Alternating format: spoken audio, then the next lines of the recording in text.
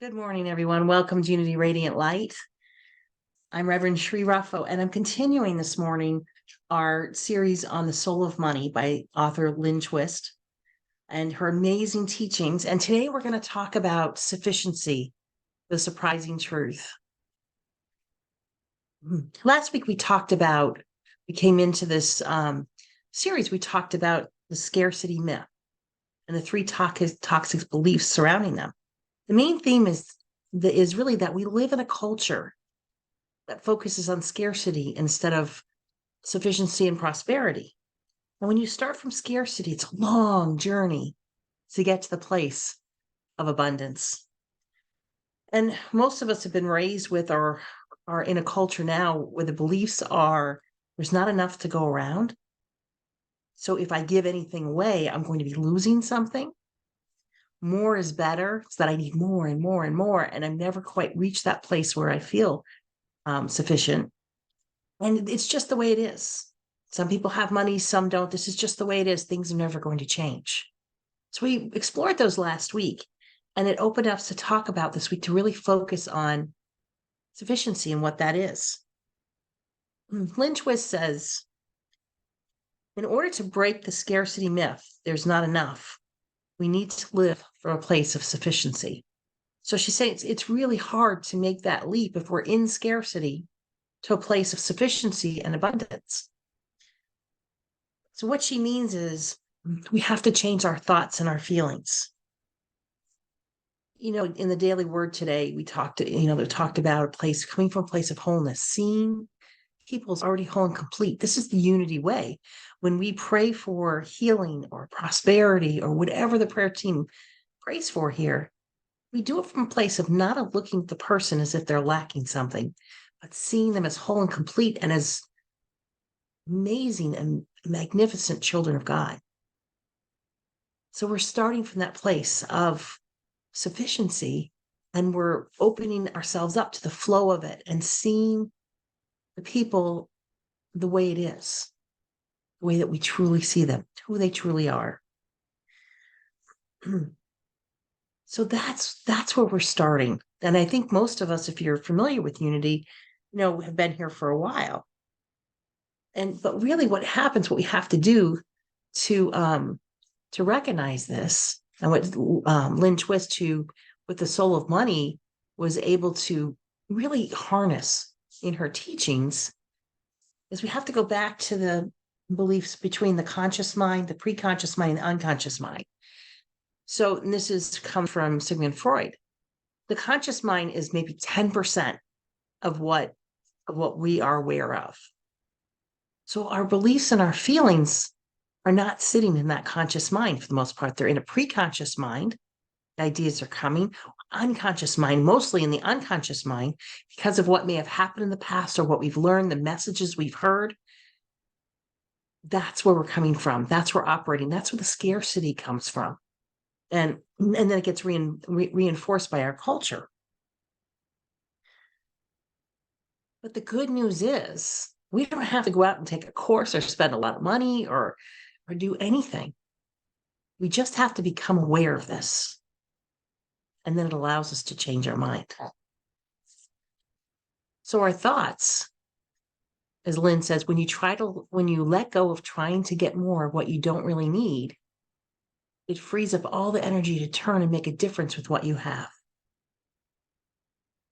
So we're letting go of those scarcity thoughts, which take up a lot of energy, right? And we're moving our consciousness into a very different place. So what do I mean by scarcity thinking versus sufficiency thinking? These are the thoughts that we have. We might say, there's not enough time. And we can change that to there's more than enough time. Or even with our metaphysicians here, we can say, well, time's real. It's linear. Time isn't really a thing. It's not really real. It's just where we've just grown up with that belief. We can just let it go altogether. That's a whole other talk, a whole other series. There's not enough money in the world. The world's not an abundant place. We can change that to there is enough money. And the world is an abundant place. There's not enough love in the world. So I'm never going to meet that love of my life. It's not going to happen because there's just not enough people. And how is that going to happen? And we can change that. And first of all, we need to think about the fact that there's 8 billion people on this planet. Out there is at least one, if not many more, one can be a wonderful, great love in your life. So what are your thoughts? What are you thinking when you sorry, my computer's jumping. What are you thinking? Maybe when you wake up or go to bed, let's try an experiment this week. You wake up tomorrow morning, make a note of your first thought. And some people say, well, I have to go to the bathroom. So you can always put that in the bathroom too. So you can think about that first thought, you can hold it and you can write it down. And this is going to tell you where you are on the scarcity to sufficiency line. Because what your first thought is what you've been thinking about probably all night. You might have gone to sleep with. So the best part about this experiment is even if you're starting off with, I'm so tired, I didn't get enough sleep, scarcity thought, you just have to shift your thoughts and your feelings. So when you let go of what you don't really want, you allow yourself in your energy field to open up to what you really want. That flow doesn't only begin, it continues. And that's the difference between scarcity, because when we have a scarce thought, that thought will shut down the flow immediately. But when we're coming from sufficiency, and maybe you'd like more, or maybe different, but you're happy and you're grateful for what you have, that flow is just natural. It happens. So Lynn Twist, she talked about a couple situations that she's been in over the years, because she's traveled the planet and her goal has been to eradicate world hunger. And she's worked with many organizations to do that. And she's visited many places to do that. And she talked about one situation where she went to Ecuador, and she went out to a culture that was really small, didn't have a lot of interaction with other communities. It had some. And the people there she found were naturally prosperous. They hadn't want anything to be prosperous. They hadn't become prosperous, and they didn't become prosperous at the expense of anyone else. That was just not in their nature. They were prosperous by living consistently with the laws of sufficiency and abundance. Their culture had no money in it. And then when they encountered scarcity with their neighbors, and they heard about these things, it's other concepts, it was really strange for them and not something that they wanted to adopt. So with no money, no ownership, no accumulation of goods, and none of the conveniences that we have in our Western lifestyle every day, there was no suggestion of scarcity. It wasn't a word in their culture. And think about that. And I'm not saying that we have to go eradicate money and all these different things, but this is a culture that never experienced any of this. So they were naturally abundant. Which makes you think about what our natural state really is, right? No one in that tribe had fears of lack. No fear that there wouldn't be enough for anyone and what they needed, because they shared everything.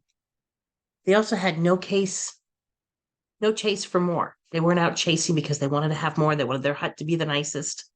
It just didn't exist. No resignation or belief that things were the way they were and that they just had to accept it. They lived really in the perfect expression of sufficiency. They had enough. They were happy. They were complete. And instead of being obsessed with seeking more, they treasured and carefully stewarded what they did have. And it's not to say that they don't desire more things, because today one of their most precious things to do is to protect the Amazon. They want to keep it safe, the rainforest. And it's not for themselves. They understand that the Amazon isn't just there to provide for them, but it's providing for the whole world. And their stewardship and protection is serving the whole world. So for this tribe in Ecuador, Wealth means being present to the fullness and richness of the moment and sharing that with each other. To them, that is rich. That is abundance. That's living in what we always talk about is living in the now. Because when we are in scarcity, we're living in the past, we're living in the future for our fears. We're not in the now, and we know that's where we're meant to live. So the author goes on talking about the greatest lessons in self-sufficiency that she had. And she said it's come from living with people and experience with people that have no money system, with people and other people who may be facing a terrible crisis. She visited another village in Senegal. And Senegal, if you can see, is a little small, a tiny country in the western part of Africa. And she faced one of the hardest conditions she's seen on the planet.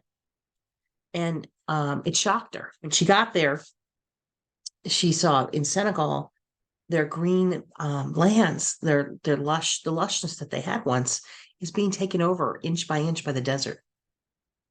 And Senegal has experienced a lot of things. In the early days of slave training, they had the French had mansions there. They were their economics were based on trafficking slaves, and they left those mansions there today as a reminder of what they've been through and of the past. So they can remember it. But they still, even as the group in this country, didn't recognize where Lynn Twist was invited. There's tribes out in the outer skirts of civilization as they know it, is what they call it.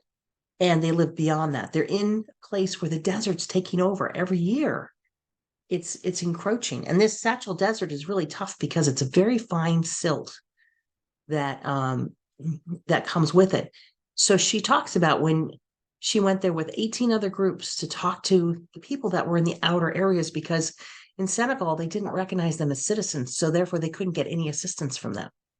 So Lynn Twist worked with these other groups so they could get out there and see what they can do to serve them, to help them away from starvation, from not having enough water.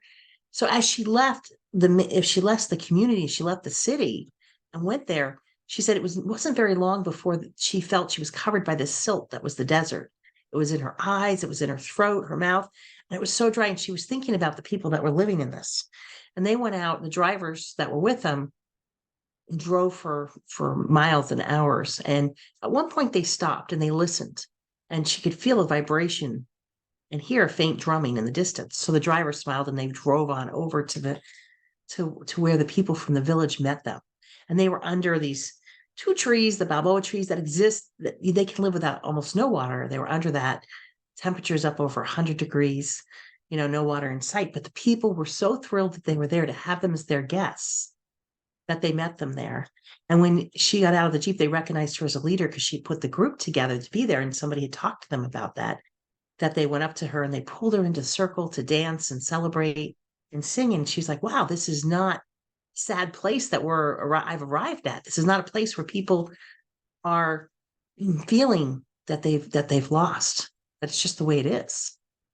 These were lively people and interested and happy to see them, but interested in talking to them too about what was happening.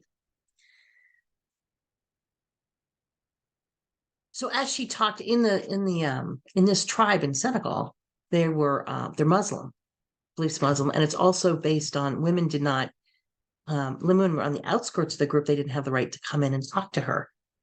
So so she was talking to the men of the tribes. What she got was a story of joy, not desperate people. She got a joyful living, right? And wanting to figure out how to fix this situation. Not, please give us everything we need, and then we'll be able to live. And she got a feeling for the women who were watching. She had a feeling that they had something to say. So she asked the leaders, the tribal leaders, if she could talk to them. And they granted her that. So she spent the afternoon with the women. And she said, what is it that you think that you need? And she got what she didn't get. We need food, we need water, we need help with living.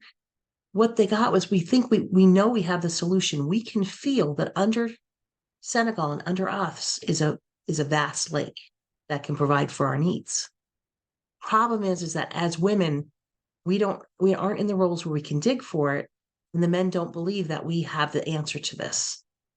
So what we need from you is the help to convince them of that, which really surprised her, because it was a solution. It asked for assistance to be able to proceed with the solution, and some tools too that they would need. So she went back to meet with the men, and when they were done, the men saw that, you know what, this is worth it. They didn't really believe that the lake was there, but they granted permission to the women to start digging for it. And Lynn Twist's group brought in the tools and the things that needed. And it took about a year. So it took, really, there was a process of faith here too. They knew that this water was there. And when they reached it, everybody was thrilled. And they've been able to not only help their village, and their village now, they have a lively community. They're growing chickens. They're able to grow food and take care of themselves. But 17 other communities and villages out in that area are being fed by this lake.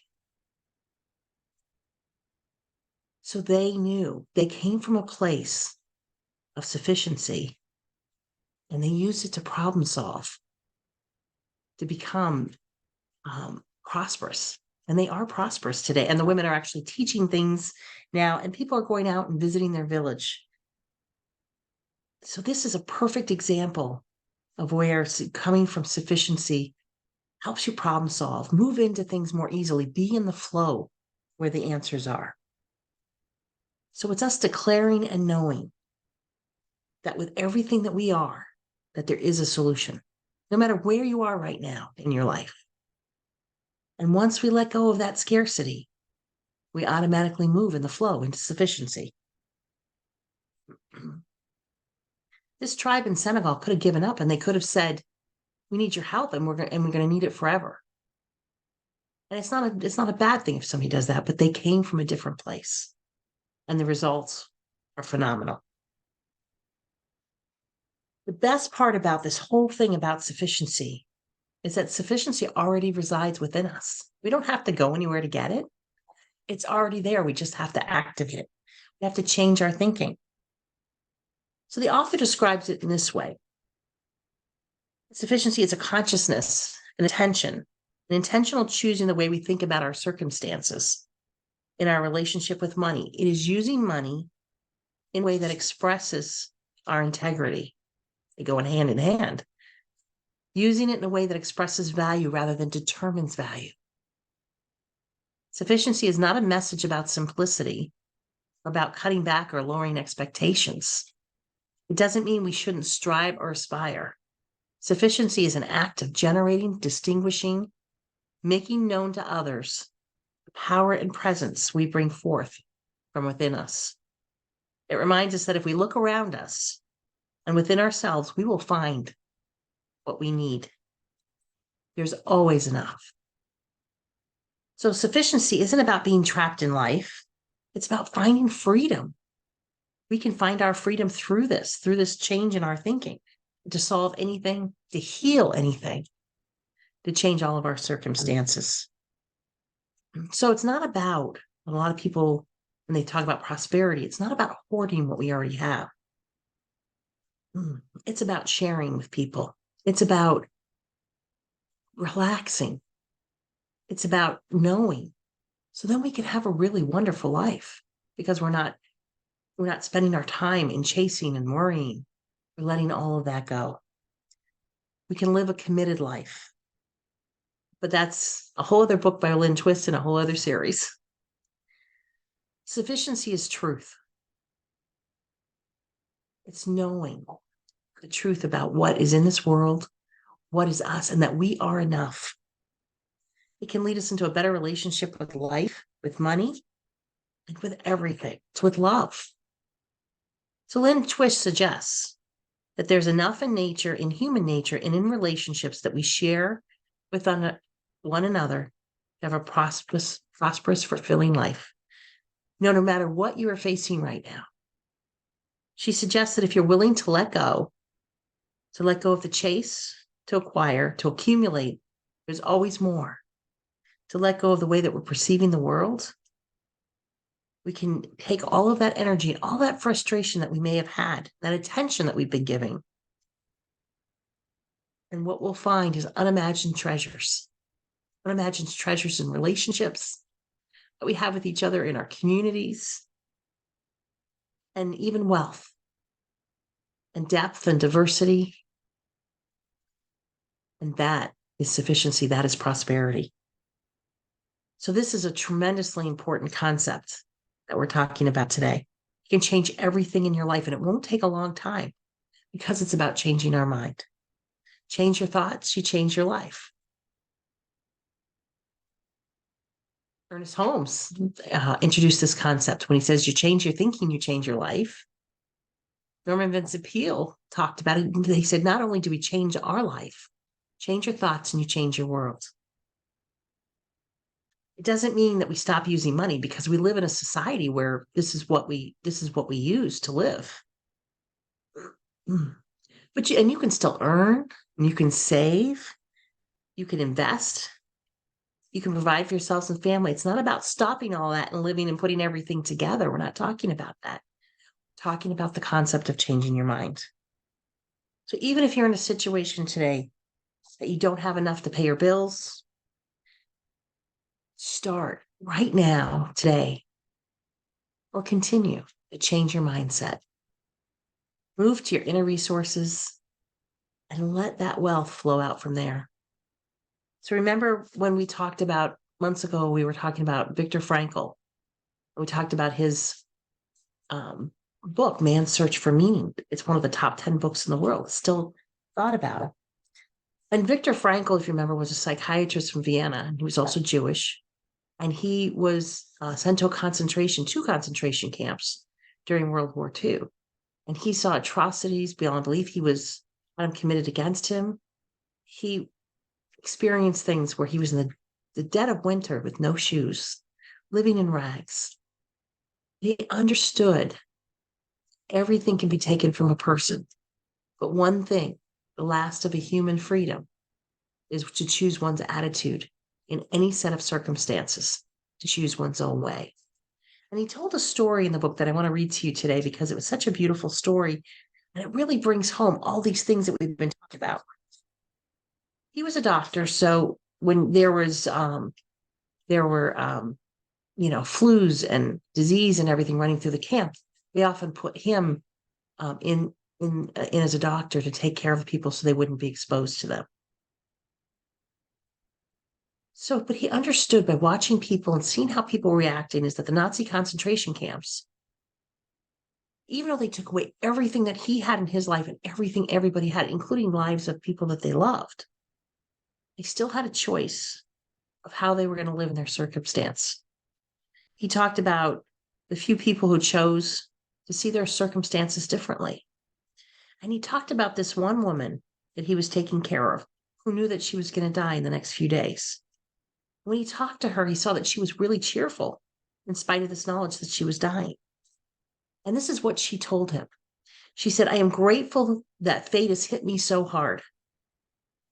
In my former life, I was spoiled and did not take spiritual accomplishment seriously. And then she pointed through a window. She could only see a corner of it.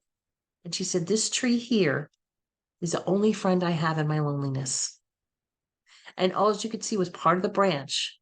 And that's a chestnut tree I have there with the blossoms. And she could see 2 blossoms on them. He was startled, and he thought, well, maybe she's hallucinating, because he's a psychiatrist. And he thought, oh my gosh, this is part of the fever. This is part of something.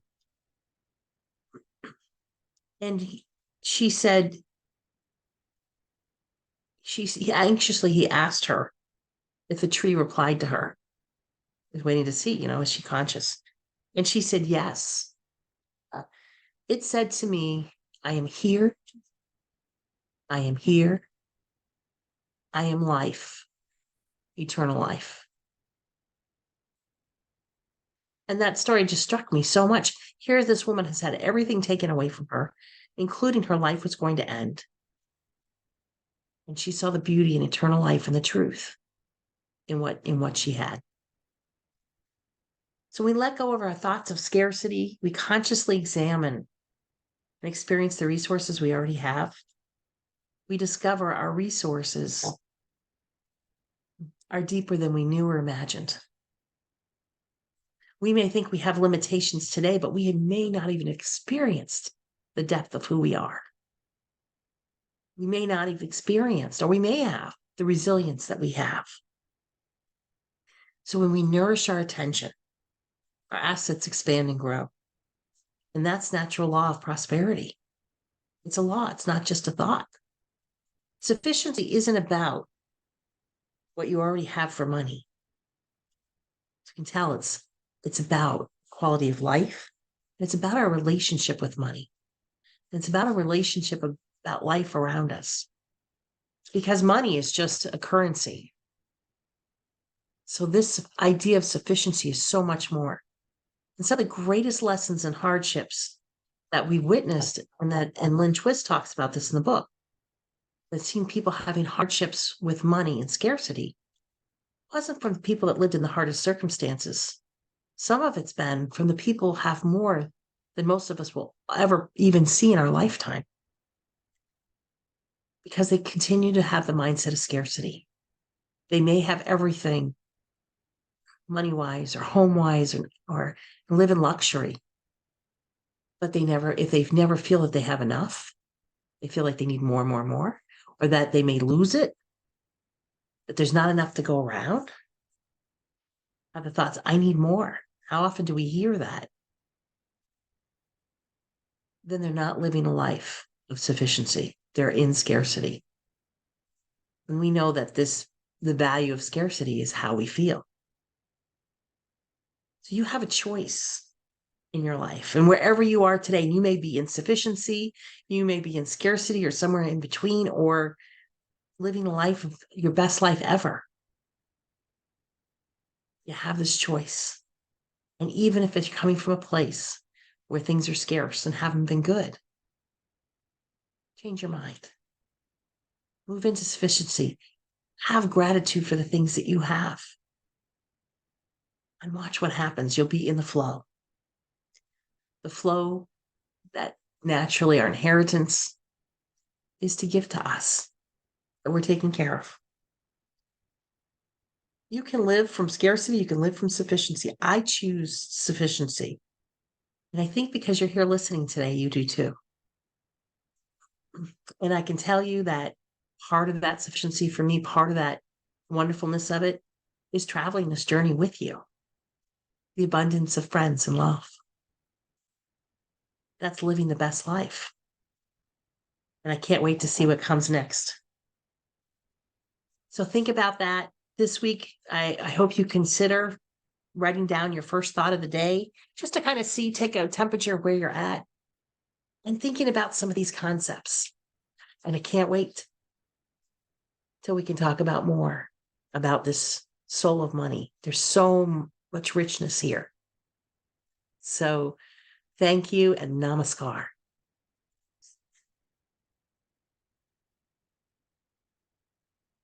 As we move into meditation this morning, with your mics muted, I invite you to say your meditation affirmation. I am open and receptive to the spirit of truth, healing in me what needs to be healed and revealing to me what needs to be revealed. Then as we move into meditation, just invite you to take a nice deep breath in from the abundance of air all the way down into your stomachs. And as we release it, just invite you to release any tension, anxiety, maybe some of these thoughts this morning might be causing you, or things that are happening in your life. And as we breathe in on the I am. And we breathe out on God is. I am whole and complete as I am.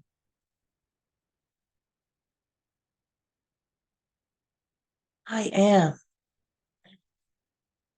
living a life of sufficiency.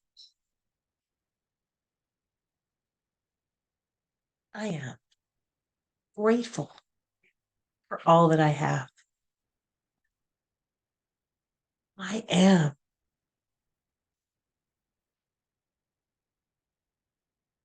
love.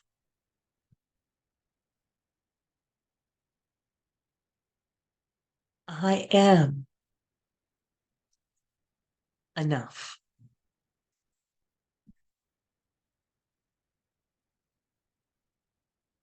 As a magnificent child of God, I am created in an abundant, love filled universe. And I choose to live from that. I am enough.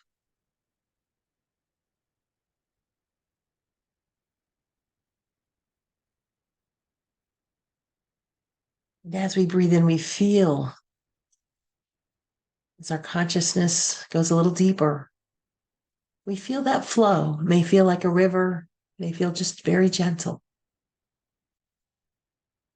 This flow of these ideas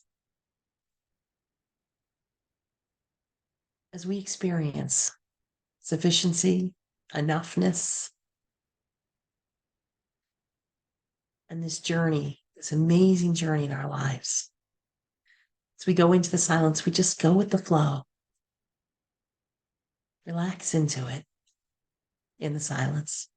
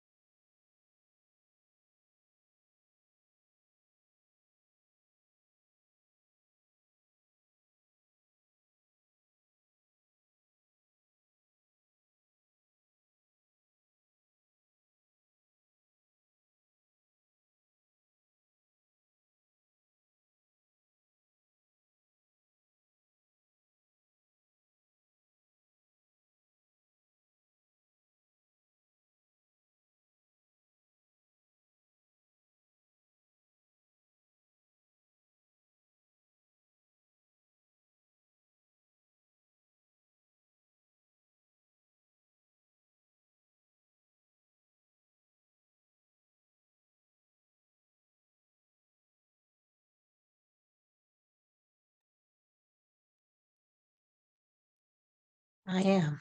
What comes up for you? I am enough. I am. Be gentle with yourself. Just allow as you start to think about this over this next week, see what percolates for you. You can make adjustments. You can bring things into your consciousness, your awareness, and make that shift. And at Unity Radiant Light, we are a praying community. We believe in prayer, believe in meditation for changing and use tools that we change our lives with. So as we hold and bring to mind people this morning that we are holding in prayer, populations, especially we talked about Africa, we talk about the rainforest, places around the world. We hold them in prayer and see them as they are, whole and complete. And each person, for those that are holding prayers for healing, we see it done. We see it right. We see the person is whole and complete, and every cell in their bodies working in perfect and divine order. For prosperity and abundance, we see sufficiency, gratitude, and that flow continuing on and knowing that each person has what they need. And all these thoughts and feelings lead us to this inner joy that rises up from within us. Things that are external to us, yes, can cause situations that we may feel about, but this inner joy that burns inside of us is one that can never be put out. leading to lives filled with peace and understanding that we are love, no matter where you are in your journey. You are made in the substance, the image and likeness of God, come from the substance of love. And for this, we're so grateful to all the guides, masters, teachers, and especially to Jesus, our way shower, for bringing these ideas and showing us how to live lives of sufficiency.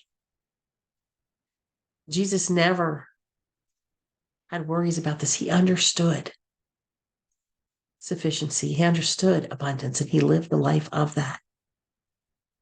And for that example, we are so grateful as we say thank you. And so it is.